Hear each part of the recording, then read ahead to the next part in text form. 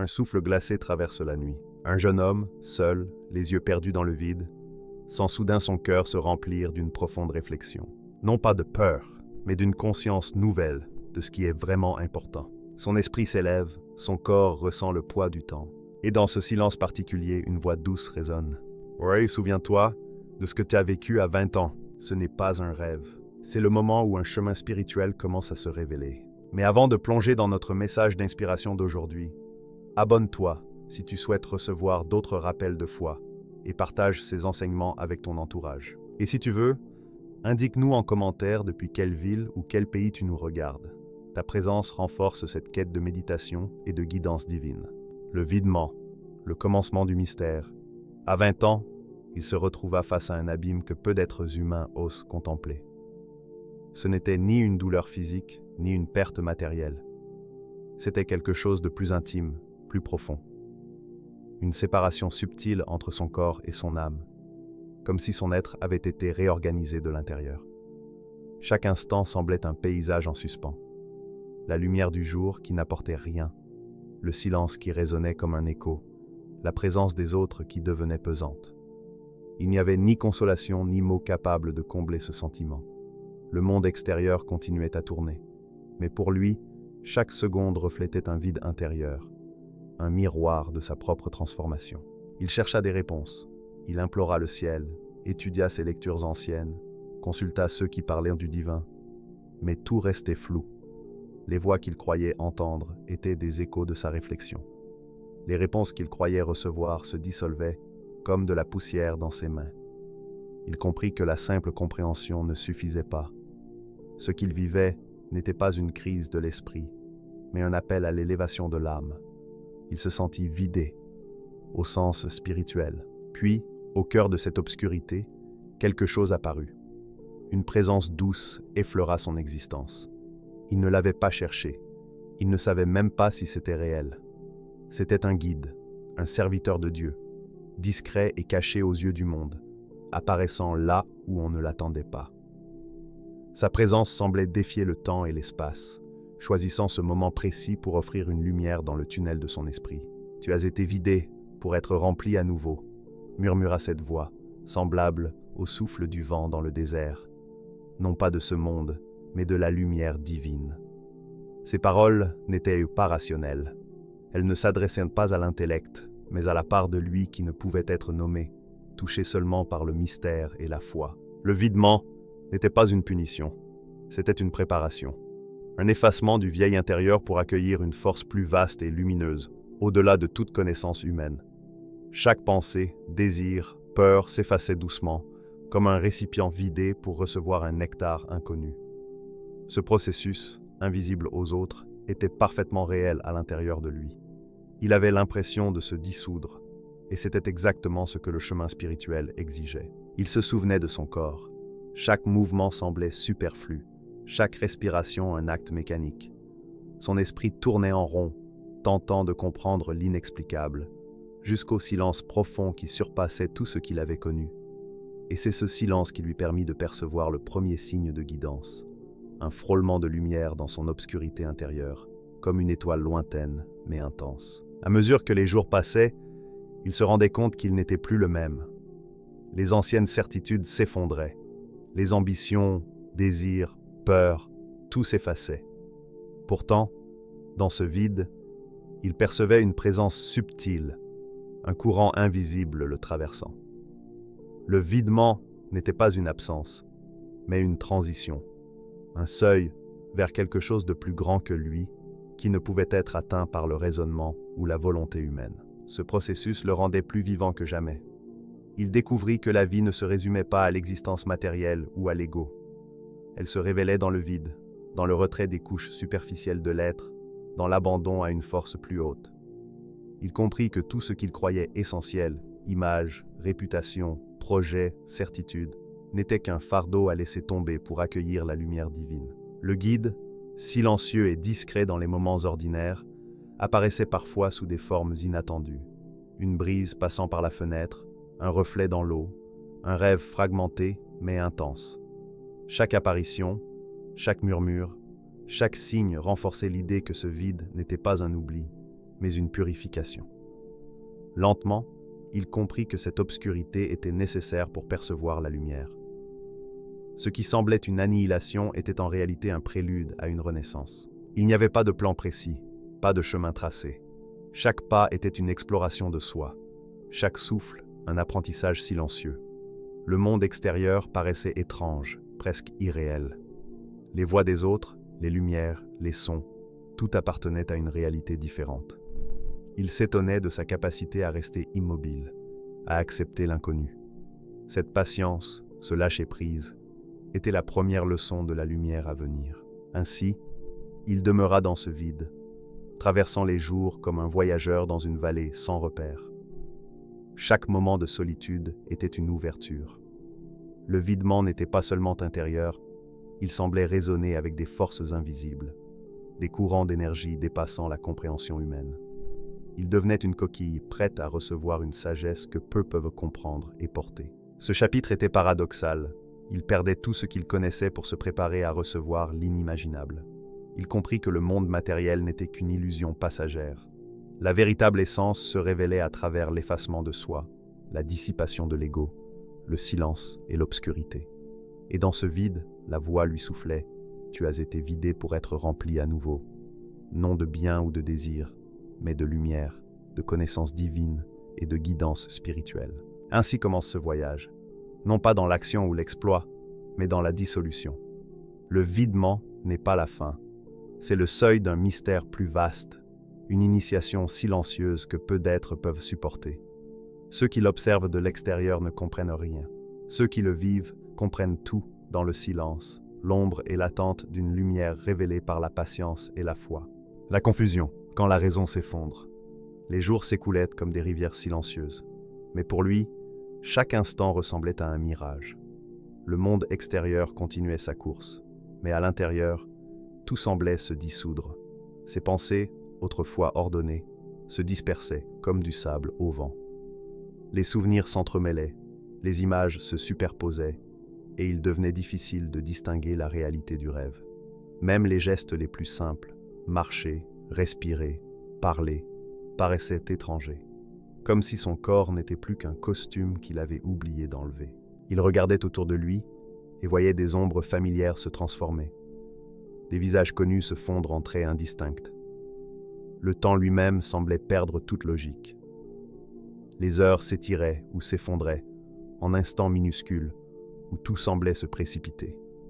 Parfois, il se réveillait dans la nuit, sans savoir s'il dormait réellement, ou si le sommeil n'était qu'une illusion, dans laquelle il était immergé depuis toujours. La confusion n'était pas seulement mentale, elle était viscérale. Il se sentait tiré dans plusieurs directions, comme un bateau dans des courants contraires, incapable de choisir une route. C'était une désorientation intérieure, ce moment fragile où l'esprit humain se heurte à l'inconnu. Il comprit peu à peu que ce chaos n'était pas un hasard. Cette perte de repère était la première étape d'un éveil spirituel. Un guide, discret mais présent dans les interstices de son quotidien, lui murmura un jour « Si ton esprit se trouble, c'est que ton âme commence à voir ce que tes yeux refusent. » Ces mots résonnèrent en lui comme une clé. Mais leur sens lui échappait encore. Comment percevoir ce que les yeux ne voient pas? Comment appréhender une vérité qui ne suit aucune logique connue? Chaque tentative de rationalisation le plongeait encore plus profondément dans le vertige. Les pensées s'éteignaient d'elles-mêmes, laissant place à un silence où la raison semblait s'effacer. Il découvrit alors une beauté étrange dans cette confusion. Il existait un espace entre les pensées, un lieu où vrai et faux perdaient toute pertinence. Là, chaque souffle, chaque battement de cœur devenait une note dans une symphonie silencieuse que son âme seule pouvait ressentir. Il comprit peu à peu que cette désorientation était nécessaire. La lumière divine, comme un soleil éclatant, ne se révèle qu'à ceux qui ont traversé la nuit du doute et de l'ignorance. Ceux qui arrivent avec des certitudes rigides ne peuvent percevoir cette clarté. Il fallait d'abord perdre ses repères, dissoudre les certitudes, pour que l'âme devienne réceptive. Des fragments de lumière commençaient à surgir dans ces moments de trouble, fugaces et insaisissables. Il essayait de les saisir, mais elles se volatilisaient, comme si la logique ne pouvait entrer dans cet espace sacré. La confusion n'était pas une impasse, mais un passage vers quelque chose de plus vaste. Chaque sensation se voyait amplifiée. Les sons ordinaires, le vent, l'eau, le froissement des feuilles, semblaient aux porteurs de significations multiples, comme si chaque vibration cachait un message subtil. Même l'inconfort physique devenait un langage que seule son âme pouvait comprendre. Il n'était plus seulement humain, il était un récepteur silencieux d'une réalité qui dépassait la raison. Cette étape de confusion était intense. Il se sentait seul, isolé dans un vide que personne d'autre ne pouvait comprendre. Les proches, le monde extérieur devenaient des reflets flous. Même le guide, discret et fugace, le laissait seul avec son trouble, car seule cette confrontation intime avec le chaos intérieur préparait l'âme à la lumière. Il comprit que son identité telle qu'il la connaissait se dissolvait. Tout ce qui constituait son « moi », peur, ambition, certitude, tombait en morceaux. Il flottait dans un espace où aucune frontière n'existait. Réel et imaginaire, passé et présent, connu et inconnu se mêlaient. Chaque élément de sa conscience semblait libre et connecté à une trame invisible. Dans ce tumulte, il apprit à lâcher prise, ne pas résister aux pensées, ne pas chercher à tout comprendre. La véritable compréhension résidait dans l'acceptation, dans l'abandon à ce que l'âme percevait. La confusion n'était pas un mal, mais un signe que le chemin spirituel avançait, que l'esprit commençait à s'ouvrir à une perception plus vaste. Le guide lui enseigna, à travers paroles et signes subtils, « Ne crains pas ce tumulte. Ce que tu appelles désordre est la langue de la lumière. Ta raison est un filet trop étroit pour contenir ce que ton âme commence à voir. » Lentement, il comprit. Le trouble n'était pas un obstacle, mais un véhicule vers l'expérience mystique. Les jours passaient et la désorientation persistait, mais il n'avait plus peur. Il avait accepté l'inexplicable, flottant dans l'incertitude. Il découvrait que le monde, tel qu'il le percevait avant, n'était qu'un fragment de la réalité. Derrière le voile de la confusion, il entrevoyait une harmonie subtile, perceptible par un esprit détaché. Ainsi, dans ce chaos intérieur, il se transformait. La confusion devenait un passage vers une perception qui dépassait la logique humaine. L'âme doit perdre ses repères, l'esprit se dissoudre, le temps s'effacer, pour que la lumière divine se révèle. Dans ce tumulte, il découvrait un ordre silencieux, une symphonie cachée derrière le brouillard de l'esprit. Seul, perdu mais éveillé, il comprit la vérité essentielle. On ne peut percevoir la lumière sans traverser la nuit. La confusion était nécessaire, sacrée. Et dans ce trouble, l'âme faisait ses premiers pas vers la révélation, vers ce mystère accessible à ceux qui acceptent de se perdre pour se retrouver. Le détachement, la séparation d'avec le monde. Dans l'obscurité profonde qui avait envahi son être, il sentit soudain une lumière plus subtile que le soleil et plus proche que son souffle. Elle n'était ni visible ni audible. Elle se percevait. Une vérité silencieuse éclata en lui, douce mais inévitable, comme une vague qui brise toutes les digues de l'esprit. Laisse ce monde et unis ton cœur à l'au-delà. Ces mots n'étaient pas un ordre extérieur, mais une certitude intérieure, une clarté qui ne nécessitait aucune démonstration. Il comprit alors que tout ce qu'il croyait essentiel, possession, ambition, désir, peur, n'était qu'un voile fragile, une illusion flottante sur la mer de l'éternité. Le détachement ne vint pas d'un effort de volonté. Il ne s'agissait pas de renoncer par fatigue ou par peur. C'était une dissolution naturelle, un relâchement des chaînes que le monde avait attachées à son âme depuis sa naissance. Chaque désir qui surgissait était observé, puis laissé partir. Chaque ambition, chaque espoir de reconnaissance ou de pouvoir se transformait en poussière dans le vent intérieur. Il n'y avait ni regret ni douleur, seulement un mouvement tranquille vers un vide lumineux, un espace intérieur où l'ego ne pouvait survivre. Un guide discret, invisible mais toujours présent, intervint par petites touches, perceptibles seulement à l'âme. « Ce monde n'est qu'un mirage », murmura-t-il. Un grain de poussière dans l'océan de l'éternité. Ces paroles résonnaient comme un écho dans sa conscience, éteignant peu à peu l'attachement au tangible. Et à mesure que son regard se détournait des possessions et des illusions du monde, son cœur s'ouvrait à une profondeur infinie, à une unité silencieuse, avec ce qui dépasse toute mesure et toute forme. Il commença à percevoir la vie autrement, comme un observateur détaché du tumulte des désirs. Les objets, les bruits, les gens, tout se mouvait comme un théâtre dont il n'était plus le spectateur actif, mais un témoin tranquille. Le monde continuait d'exister, mais il n'était plus une nécessité, il n'était plus source de peur ou de satisfaction. Il flottait au-dessus de tout, en paix avec le mouvement de l'existence, acceptant que la vie et la mort, le gain et la perte, la joie et la peine, soient des vagues qu'on ne peut posséder ni retenir. Le détachement ne signifiait pas qu'il cessait de ressentir. Chaque sensation, chaque émotion devenait plus claire, plus pure, dépouillée de l'ombre de l'attachement. Il pouvait contempler la beauté d'une fleur ou la souffrance d'un être vivant et ressentir une compassion profonde, sans que son cœur soit enchaîné par le besoin ou la peur. C'était un amour libéré, un regard intérieur embrassant la totalité du monde, sans se perdre dans ses illusions. La solitude devint son allié. Loin des distractions et stimulations du monde, il se trouva face à lui-même, face à son essence la plus intime. Il n'y avait pas de fuite, ni de refus de la réalité. Il y avait une immersion totale dans ce que la vie et l'existence avaient de plus profond. Chaque instant de silence, chaque méditation, chaque souffle était un pas vers une vérité plus vaste que ce que l'esprit humain peut conceptualiser. L'âme se manifeste pleinement lorsqu'elle cesse de courir derrière l'éphémère et s'unit à l'éternel. Le guide l'accompagnait avec discrétion, comme un vent invisible poussant une voile vers un port sûr. Il n'imposait rien, n'exigeait aucune épreuve extérieure. Il suffisait d'apprendre à laisser aller, lâcher la colère, le ressentiment, l'ambition, le besoin d'approbation, l'attachement à l'identité, aux souvenirs et aux peurs. Tout ce qui n'était pas éternel devait disparaître pour que l'âme devienne un récipient pur, capable de recevoir la lumière divine. Le détachement fut parfois difficile. Certaines émotions refusaient de se dissoudre. Certaines habitudes revenaient comme des ombres persistantes. Mais il apprit à observer ces résistances sans se battre, à les laisser passer comme des nuages devant le ciel.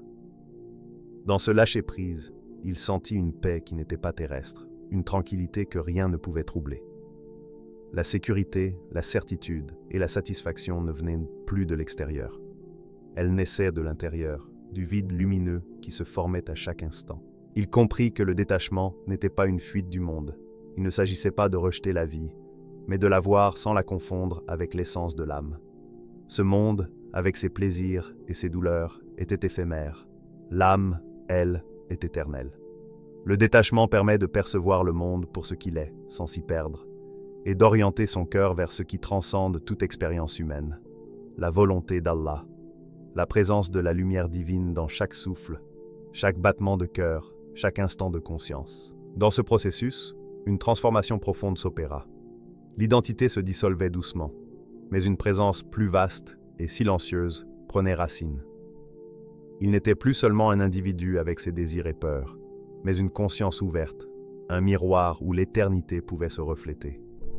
L'ancien monde de possession et de certitude n'avait plus de pouvoir sur lui. Il flottait librement, non pas dans le vide, mais dans la plénitude de la présence divine. Chaque moment devint sacré. Respirer, marcher, observer le ciel ou toucher l'eau était chargé de sens et de lumière.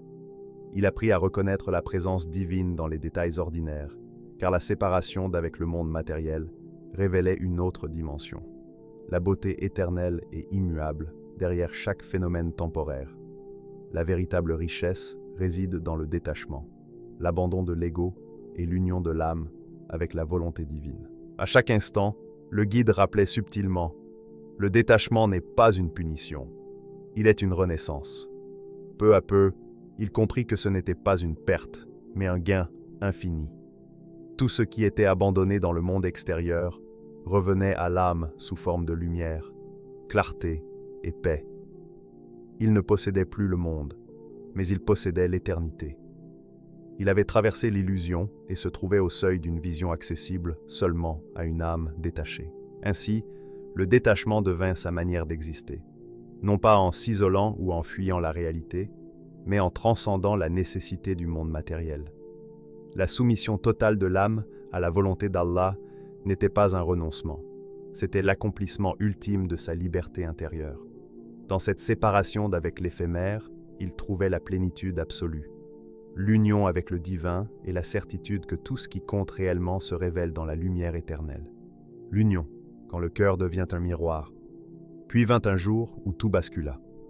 Ce n'était pas un événement annoncé, ni une révélation spectaculaire.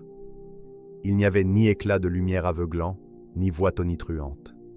Il n'y avait que le souffle du monde et celui de l'âme, qui s'entremêlaient d'une manière qu'il n'avait jamais connue. Il se réveilla avec une sensation étrange. Son corps, qu'il avait si longtemps ressenti comme un poids, lui semblait désormais léger, comme un vêtement dont on oublie la texture. Chaque mouvement était fluide, chaque souffle profond et pourtant détaché. Ce n'était pas le corps qui avait changé, c'était son âme. Elle brillait d'une lumière subtile, mais pénétrante, invisible aux yeux du monde. Il percevait l'univers avec clarté, non par la raison, mais par intuition, par une résonance silencieuse avec tout ce qui existe. Chaque arbre, chaque étoile, chaque souffle de vent vibrait en lui et autour de lui, et il sentit qu'il n'y avait pas de séparation. Tout était un, et il en faisait partie. Un guide mystérieux apparut à nouveau, plus perceptible dans son essence. Son visage restait caché, mais son souffle semblait toucher directement le cœur. « Tu es en extase en Dieu, murmura-t-il, que ton esprit soit présent ou absent. » Ces mots simples contenaient une profondeur infinie. L'extase n'était pas une émotion passagère, c'était un état de fusion, où le serviteur cesse d'exister pour lui-même et devient un miroir pur, reflétant la lumière divine. Il se souvint de toutes les étapes de son chemin, le videment, la confusion, le détachement. Chaque épreuve, chaque effacement, chaque instant de désorientation n'avait été que la préparation nécessaire. Ce qu'il avait vécu comme perte, solitude ou chaos intérieur n'était rien d'autre que son initiation. Tout ce qu'il croyait avoir perdu, son identité, ses désirs, son monde, lui revenait transformé, sublimé, illuminé par une lumière venant de l'intérieur. L'union se manifesta dans chaque fibre de son être. Il n'était plus simplement conscient de lui-même ou du monde, il était conscience pure, silencieuse, qui percevait sans effort, recevait sans attendre, aimait sans condition. Il n'y avait plus de distinction entre observateur et observé. Chaque arbre, chaque souffle d'air, chaque vibration de l'univers faisait écho à son cœur. Sa présence n'était pas accumulation d'ego, mais résonance, miroir parfait de la volonté divine. Chaque geste, respirer, marcher, sourire, semblait à la fois insignifiant et sacré. Il percevait la perfection dans le moindre détail, la beauté dans chaque mouvement de l'existence. Plus de passé ni de futur, seulement le flux continu de la vie, auquel il participait en harmonie totale. Chaque pensée, même silencieuse, était en accord avec ce flux, car il n'y avait plus de conflit intérieur. L'âme et l'univers ne faisaient qu'un. Cette fusion touchait aussi le cœur. Il ressentait une compassion infinie pour tout ce qui existe, une tendresse qui ne distinguait plus ami ou ennemi, vivant ou non vivant, petit ou grand. Chaque souffle de vent, chaque battement de cœur, chaque vibration de l'univers résonnait en lui, comme une note d'une symphonie éternelle. Il ne cherchait plus à comprendre ni contrôler, il était simplement présent, et cette présence suffisait à créer un miroir parfait de la lumière divine dans le monde. Le guide lui montra par des signes subtils que ce miroir n'était pas passif.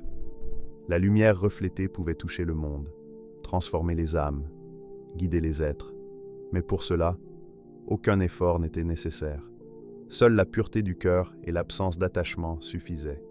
L'ego, les désirs personnels, les préoccupations terrestres, tout devait disparaître pour que la lumière circule librement. La véritable puissance spirituelle réside dans la dissolution complète du moi. Il se souvenait du temps où il avait été vidé, confus, détaché. Ces moments n'étaient pas des souffrances, mais des étapes sacrées. Chaque instant de confusion avait ouvert son cœur à une perception plus vaste. Chaque détachement préparé, son miroir intérieur pour refléter la lumière divine avec clarté. Cette extase n'était pas visible. Elle était silencieuse, intérieure, omniprésente. Il sentait son cœur battre en harmonie avec le flux universel, chaque cellule vibrant avec la vie. Plus de séparation entre lui et l'univers, plus de distance avec Allah. La lumière circulait librement, et il en était à la fois récepteur et reflet. Il comprit que l'union n'était pas un état permanent, mais un mouvement continu, une danse entre le serviteur et le divin. Parfois, le monde reprenait ses formes habituelles, mais la lumière intérieure persistait, toujours présente, toujours accessible, toujours pure. L'âme devenait une lentille à travers laquelle la réalité pouvait se percevoir dans son essence la plus pure, au-delà des illusions et attachements. Il ressentait désormais que sa vie avait un sens dépassant la compréhension humaine. Chaque épreuve, chaque nuit de solitude, chaque dissolution de l'ego avait servi à créer cet instant parfait. L'initiation n'était pas une punition, mais un acte d'amour divin, destiné à faire de lui un miroir pur et immaculé. Dans ce miroir, il vit la vérité de son existence. Il n'était plus un individu limité par le temps et l'espace. Il était conscience éveillée, cœur ouvert, reflet vivant de la volonté divine. L'union n'était pas abstraite mais tangible, intime. Une certitude profonde de l'interconnexion de toutes choses et de la lumière de Dieu en chaque être. Le guide lui rappela « Ce que tu croyais être une perte n'était que ton initiation. » Et il comprit tout. Solitude, confusion, détachement, vide intérieur, tout avait préparé son âme à cette union parfaite avec le divin, à cette extase silencieuse où le cœur devient un miroir. Plus de peur, plus de doute, plus de désir égoïste. Il n'y avait que lumière, amour, présence et unité. Il n'était plus seulement lui-même, il était un reflet vivant de l'infini, une conscience humble et vaste, silencieuse et lumineuse, au sein de l'univers entier. Ainsi s'achevait le long chemin de son âme. De l'obscurité à la confusion, du détachement à l'union, chaque étape avait été un pas vers la lumière intérieure. Dans cette lumière, le serviteur devenu miroir n'avait plus de frontières, libre, uni à tout, enfin éveillé dans la plénitude d'une extase éternelle. Le destin l'appelle irrévocable, alors qu'il pensait avoir traversé toutes les épreuves, que l'extase spirituelle avait uni son cœur avec la lumière divine, il sentit soudain une vibration plus profonde, plus subtile, traversant son être. Ce n'était pas une nouvelle étape, mais une révélation silencieuse, un souffle qui dissipait le dernier voile de son ego apparent. Dans le calme de la nuit, lorsque le monde semblait suspendu, une voix se fit entendre, non comme un son extérieur, mais comme un écho dans la profondeur de son âme. Tu es appelé à quelque chose de plus grand. Ces mots furent à la fois simples et puissants. Ils signifiaient que son existence n'était plus uniquement liée aux choix personnels ou aux désirs individuels. Tout ce qu'il avait vécu, son chemin, ses épreuves, ses moments de lumière et de confusion, faisait partie d'un plan plus vaste. Il comprit que ses expériences, ses efforts et ses méditations n'étaient pas le fruit du hasard, mais des étapes préparatoires à un alignement avec la volonté divine. Ton âme est guidée vers un chemin précis, semblait dire cette voix intérieure. Les mots résonnaient comme un fil invisible tissé dans le temps et dans chaque instant de son existence. Il n'y avait plus de retour possible, et chaque étape qu'il avait traversée, le videment, la confusion, le détachement, l'union, était une préparation pour ce moment. Tout ce qu'il croyait accomplir par sa propre volonté n'était qu'une manifestation du plan divin. Il sentit une profonde paix en acceptant cette guidance, une certitude qui n'était ni douloureuse ni contraignante. Son corps restait enraciné dans le monde matériel, mais son esprit s'élevait dans une clarté silencieuse. Chaque respiration, chaque pensée, chaque battement de cœur s'alignait désormais avec une direction invisible, une trajectoire que seul le divin pouvait tracer. Il revécut intérieurement les moments où tout avait commencé. La jeunesse, le videment initial, le chaos intérieur. Il comprit que sa vie passée n'était qu'une étape préparatoire. Chaque épreuve, chaque lumière ou confusion avait servi à l'amener à ce moment d'acceptation totale. Cette réalisation fut à la fois intense et libératrice. Intense, car tout sentiment d'autonomie disparaissait dans la certitude divine. Libératrice, car l'âme n'était plus en lutte contre l'inconnu ou contre elle-même. Il n'y avait plus de peur, de doute, ni de regret. Tout ce qui allait se produire était déjà aligné avec la volonté divine. Il n'avait plus besoin de chercher ou de contrôler. Il devait simplement exister dans cet alignement. Dans cette certitude, il sentit sa transformation devenir totale. Le destin n'était pas une contrainte extérieure, mais un fil invisible reliant son âme à l'éternité. Chaque souffle, chaque pas, chaque pensée était désormais un écho fidèle à ce fil. Il ne pouvait plus errer dans les illusions ni s'accrocher à des désirs éphémères. Son rôle n'était plus de vivre pour lui-même, mais de refléter, silencieusement et pleinement, la lumière divine. La voix revint, douce et ferme. « Souviens-toi de ce qui t'est arrivé quand tu avais 20 ans. C'est là que ton ancienne vie a pris fin et que ton chemin a commencé. » Chaque mot pénétrait son esprit, éclairant son parcours et révélant que toutes ces expériences avaient été nécessaires. Il sentit une paix profonde s'installer en lui. Cette paix n'était ni un refuge ni une échappatoire, mais la reconnaissance d'un plan plus grand. Il n'avait plus besoin de chercher ou de comprendre. L'âme, désormais alignée, flottait dans une clarté silencieuse et absolue. Il expérimentait l'union avec la volonté divine, non comme un choix, mais comme une certitude inébranlable. Il réfléchit à la portée de ce chemin. Son corps restait soumis aux limites humaines, mais son esprit avait franchi ses frontières. Il était maintenant un témoin, un canal, un reflet de la lumière divine, une conscience éveillée, immuable et présente. Chaque pensée, chaque émotion, chaque mouvement participait à ce plan éternel. Le destin n'était plus perçu comme une limitation, mais comme une liberté absolue. La liberté de ne plus être esclave de ses désirs, de ses peurs ou de ses illusions. Son chemin n'était plus celui d'un homme ordinaire, mais celui d'un être guidé, façonné pour refléter l'ordre et la lumière de l'univers. Il se souvint des étapes qui l'avaient reconduit ici, le videment qui avait effacé son ego, la confusion qui avait brisé ses certitudes, le détachement qui avait purifié son cœur, l'union qui avait éveillé son âme.